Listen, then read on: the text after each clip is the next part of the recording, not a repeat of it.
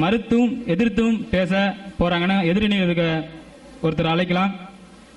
கணினி அறிவியல் பயன்பாட்டியலை சார்ந்த நமது வாசுதேவன் அவர்களை அழைக்கிறோம். எல்லாரும் கவிதை சொல்றாங்க அப்படின்னு நினைச்சிட்டு எல்லாம் ஓடோடி வந்தாங்க. இவங்க ஏதோ எலிமினேஷன் ரவுண்ட்ல பாட்டு பாடுற மாதிரி பாடி இருக்கிறவங்களே வெளியே போக வச்சுட்டாங்க. நடுவர் அவர்களே, நீங்க என்ன ஜோடி நம்பர் 1 நடத்துறோம் எலிமினேஷன் ரவுண்டு?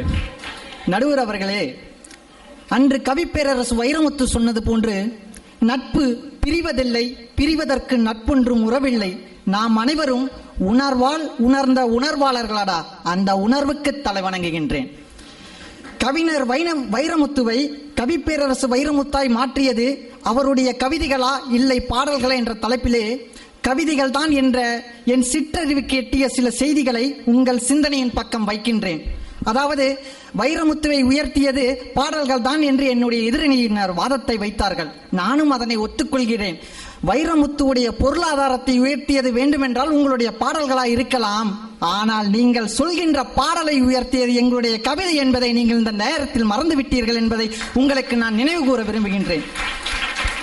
அது மட்டுமா, நம் அனைவருக்கும் ஒரு விஷயம் தெரிந்திருக்கலாம். கும்பகோணத்திலே ஒரு பள்ளியிலே தீ விபத்து ஏற்பட்டு அதிலே 90க்கும் மேற்பட்ட குழந்தைகள் இறந்தார்கள். அந்த நேரத்திலே அங்கே கவிஞர் வைரமுத்து இருந்தார். அந்த தீ விபத்து ஏற்பட்ட சம்பவத்தை பார்த்து அவர் ஒரு கவிதை எழுதுகிறார்.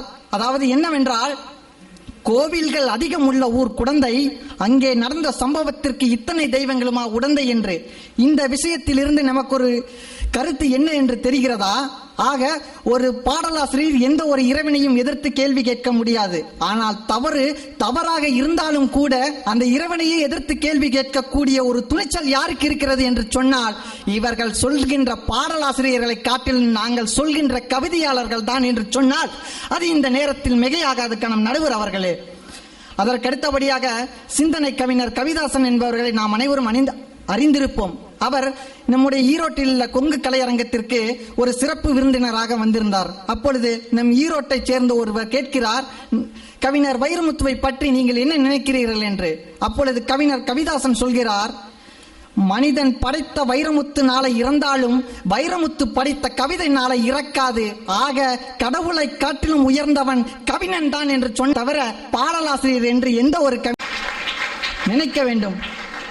அதற்கடுத்தபடியாக நீங்க சொன்னாங்க, நாங்க பஸ்ல போகும்போது பாட்டை கேட்கிறோம், வீட்டில் இருக்கும்போது பாட்டை கேட்கிறோன்னு. எல்லாருமே கை தூக்குனீங்க. எனக்கு ரொம்ப சந்தோஷம். இத்தனை பேர் நீங்க பாடலை ரசிக்கிறீங்க அப்படின்ட்டு. இப்ப நான் கேட்கிறேன், 2 விதமான பாடல்கள் இருக்கிறது. ஒன்று கவிதை நயம் இல்லாத பாடல்கள் தோற்றுவிட்டன, நல்ல ஒரு கவிதை நயம் உள்ள பாடல்கள் தான் ஜெயிக்கின்றன.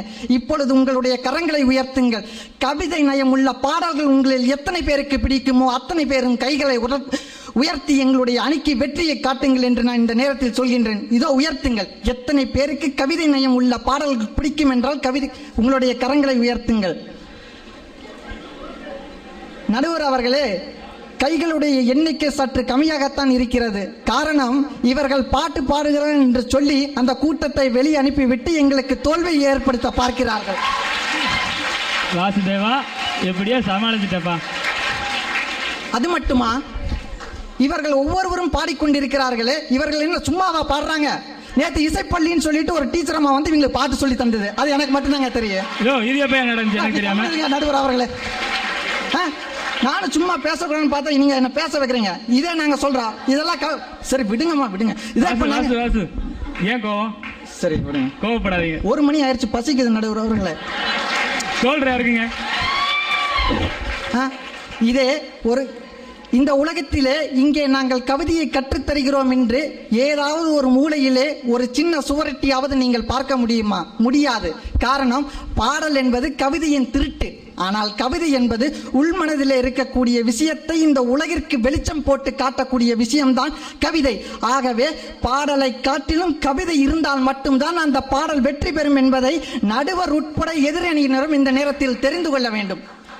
இறுதியாக கவிஞர் வைரமுத்து ஒரு மனிதனுக்கும் இன்னொரு மனிதனுக்கும் உள்ள உறவை நட்பு என்று சொல்வார். அந்த நட்பை பற்றி அவர் ஒரு கவிதை எழுதியிருப்பார். இந்த கவிதை தான் தமிழ்நாட்டிலே 3 லட்சம் வாசகர்களுக்கு மேலே பார்க்கப்பட்டு கவிஞர் வைரமுத்துவுக்கு தேசிய விருது கிடைக்க வைத்தது. அப்பேற்பட்ட கவிதை என்னவென்றால், தோழிகளுடைய நட்பு.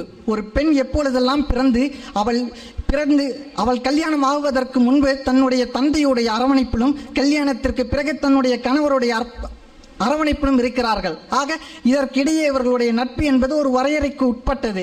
இதைத்தான் கவிஞர் வைரமுத்து தோழிமார் என்கின்ற கதையிலே சொல்கிறார். ஆத்தோரம் பூத்த மரம், ஆனை அடக்கும் மரம், கிளியெல்லாம் கூடு கட்டி கிளி அடையும் புங்க மரம், புங்க மரத்தடியில் பூ விழுந்த மண்வெளியில் பெண் பார்த்த சிறுவயது பெண்ணே நினைவிருக்கா? சிரிக்கும் அவ பாவாட சீக்கிரமா அவருதுன்னு இறுக்கி முடி கட்டிவிட்டா உங்க அத்தா. பட்டு சிறுகையிறு பட்டையிடம் புண்ணாக இடுப்பு தடத்தில் நான் என்ன வச்ச நினைவிருக்கா? மருதாணி வச்சவரல் மடங்காம தான் இருக்க, நாசமா போன நடுமுதுகு அரிக்குதுன்னு சுருக்கா ஓடி வந்து நீ சொரிஞ்சு விட்ட கதை நினைவிருக்கா? கோனாறு கடதேடி குச்சி ஐசு ஒன்று வாங்கி நான் திங்க நீ கொடுக்க, நீ திங்க நான் கொடுக்க, கலங்கி ஐஸ் குச்சி கலர் கலரா கண்ணீர் விட, பல்லால் கடிச்சு பங்கு போட்ட வேளையிலே வீதியிலே 2 துண்டா விழுந்துருச்சு ஏண்டி நினைவிருக்கா? கண்ணாமூச்சி ஆடையில கால் கொலுச நீ துளைக்க, சூடு வைப்பா கிளவின்னு சொல்லி சொல்லி நீ அழுக, என் கால் கொலுசை எடுத்து உனக்கு மாட்டிவிட்டு என் வீட்டில் நான் நொக்குப்பட்டேன் ஏண்டி நினைவிருக்கா? ஒன்றாய் வளர்ந்தோம், ஒரு தட்டில் சோறு தின்னோம், பிரியாமல் இருக்க ஒரு பெரிய வழி யோசிச்சோம், ஒரு புருஷன் கட்டி சக்காலத்தியாய் வாழ சம்மதித்த கதை உனக்கு நினைவிருக்கா?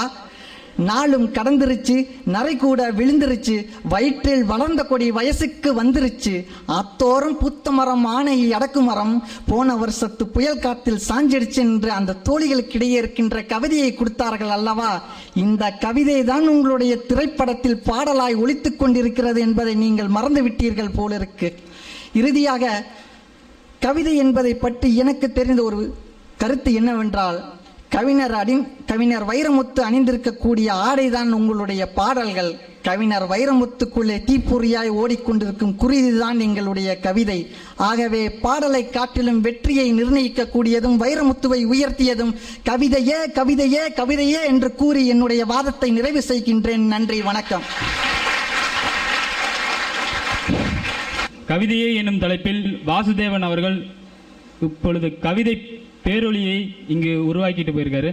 அவர் வாசுதேவனா அல்லது சின்ன வைரமுத்தான்னு தெரியல.